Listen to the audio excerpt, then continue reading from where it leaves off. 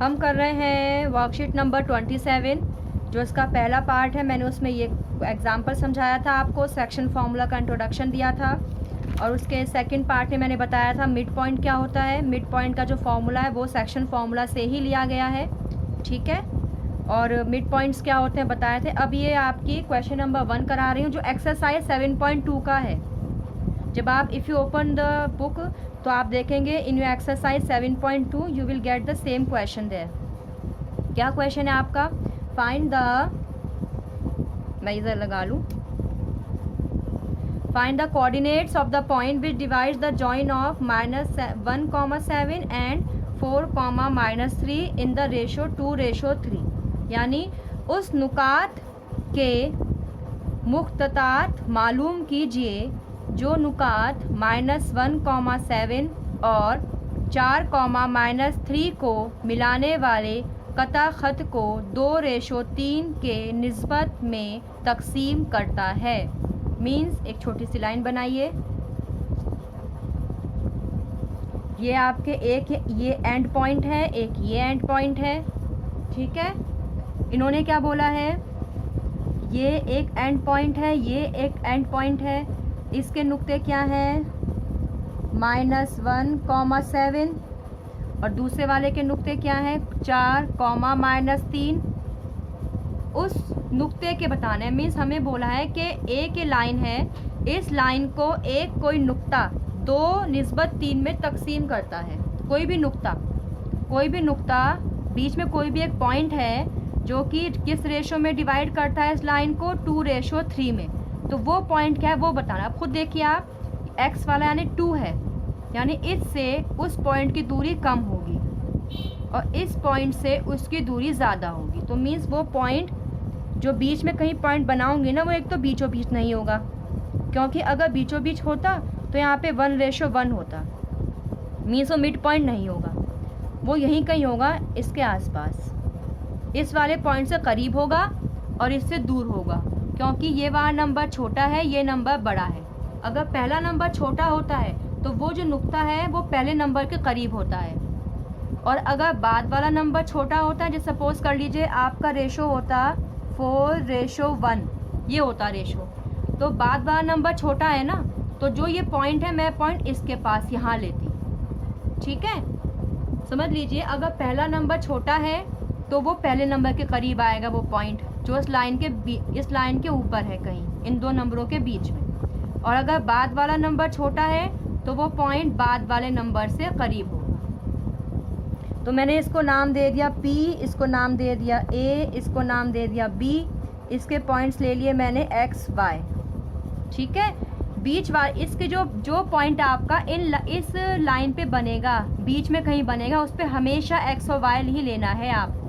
तो मेरा ये x1 हो गया, x1 कितना हो गया? -1, और y1 कितना हो गया? 7। यहाँ लिख लेती हूँ, चलिए, x1 -1, y1 7, x2 4, y2 -3, और रेशोज़ क्या है? 2:3, यानी m1 2 और m2 3, ये आपके रेशोज़ हैं जो आपको फॉर्मूलाज है, वैल्यूज़ आपको इनकी पुट करनी है, ठीक है। करते हैं, चलिए। पहले लिखिए फॉर्मूला,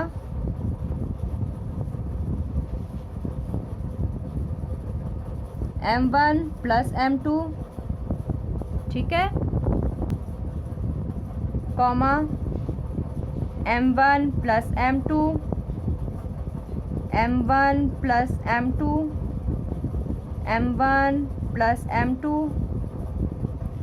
पहले वाला x होता है, बाद वाला y होता है। m1 के साथ x2, m2 के साथ x1, m1 के साथ y2, m2 के साथ y1। क्लियर हुआ? अब वैल्यूज रखिए।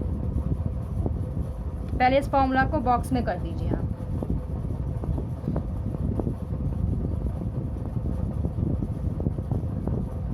कर दिया।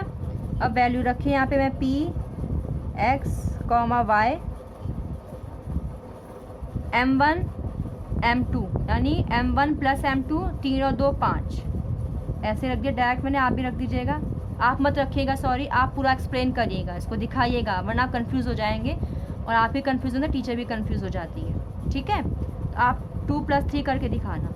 लो मैं भी कर ही देती हूँ, 2 + 3, और यहाँ भी M1 प्लस M2, 2 + 3। ठीक है, अब x2 की वैल्यू कितनी है 4। आप मेरी तरह पहले सारे जो लिमिट्स हैं यहाँ पे आप लिख देना, सारे नंबर्स यहाँ लिख देना पहले आप, ताकि आपको कन्फ्यूज़न ना हो। ठीक है, मैं भी ऐसे लिखती थी अपने टाइम में, अभी भी ऐसे ही लिखती हूँ। आप भी लिखना, बहुत आसान हो जाता है ऐसे लिखने से, कन्फ्यूज़न आपकी बिल्कुल मिनिमम हो जाती है।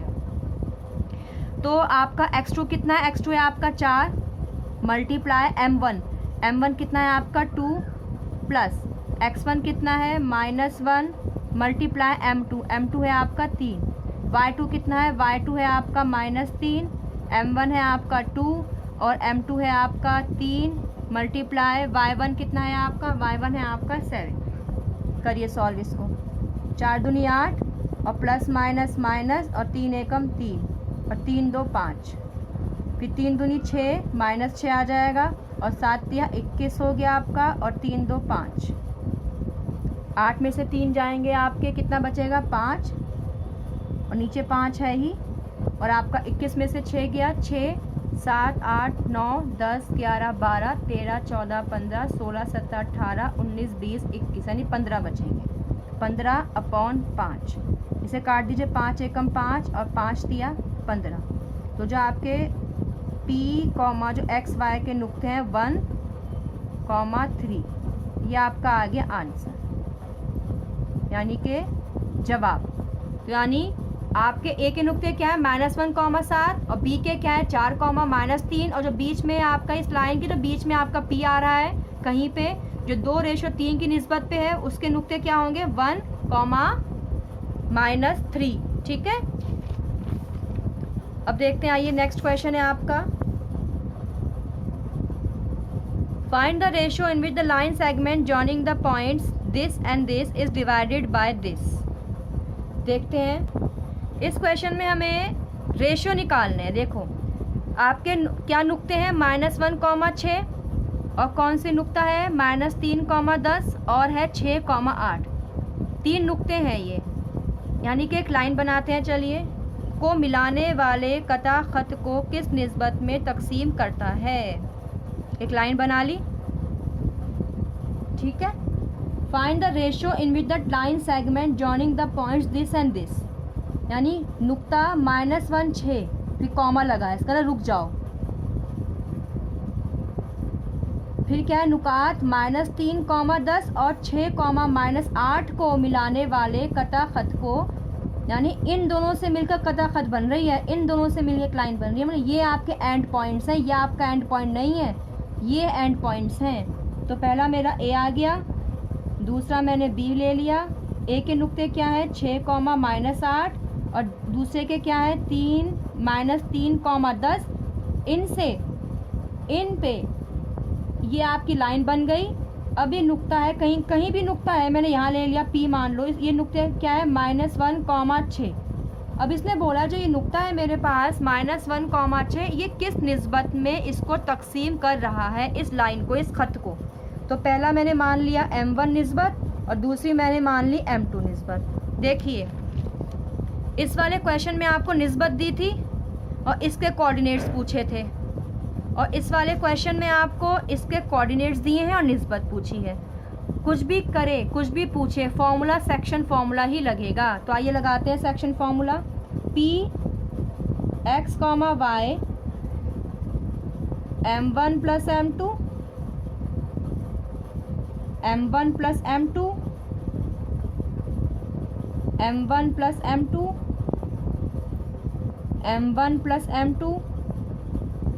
ठीक है, M1 के साथ x2 मल्टीप्लाई होगा और M2 के साथ x1 मल्टीप्लाई होगा, M1 के साथ y2 मल्टीप्लाई होगा और y2 के साथ M2 के साथ y1 मल्टीप्लाई होगा। अब मैं क्या करती हूँ, इसको बॉक्स में फॉर्मूला तो हमेशा बॉक्स में ही क्या करें, बशर्ते कि आपको कंफर्म हो कि आपका फॉर्मूला सही है, और फॉर्मूला सही है तो आपको उसके लिए याद करना पड़ेगा, याद फॉर्मूलाज करके जाइएगा। अब हम निकालते हैं। अब देखिए पी एक्स वाई, मैंने कहा था हमेशा ये बीच वाला होता है, तो आपको ये बीच वाला दिया है तो मैं इसकी जगह क्या रख दूंगी, -1,6। देख लो कैसे सॉल्व करना है, ठीक है, इंपॉर्टेंट है ये क्वेश्चन। तो पी एक्स वाई की जगह बीच वाले कोऑर्डिनेट्स, x2 की जगह मैंने क्या रखा है, x2 की जगह देखिए ये x2 होगा -3, और m1 मल्टीप्लाई को ऐसे ही रख देती हूँ क्योंकि m1 नहीं पता ना मुझे क्या निस्बत है। ऐसे x1 क्या होगा 6, तो 6m2 ऐसे रख दिया मैंने, और फिर मैंने m1 + m2 ये भी ऐसे छोड़ दिया, ठीक है। y2 बाद वाला है तो आपका 10 m1 + m2 नहीं पता, y1 आपका पहले वाला है तो यहाँ पे -8 m2 आ गया, और अपॉन m1 + m2। माइनस क्यों आया, क्योंकि प्लस माइनस माइनस हो गया था, इसीलिए जब आप वैल्यू रखेंगे ना -8 की तो ये माइनस हो जाएगी यहाँ पे। अब मैंने आपको क्या बताया था, जो पहले वाला होता है ये x होता है, पहले वाला x होता है, और ये बाद वाला आपका y होता है, और ये आपका x है और ये आपका y है। तो x को x के साथ रखिए और y को y के साथ रखिए, ठीक है। तो यानी कि -1 को इसके साथ रखिए,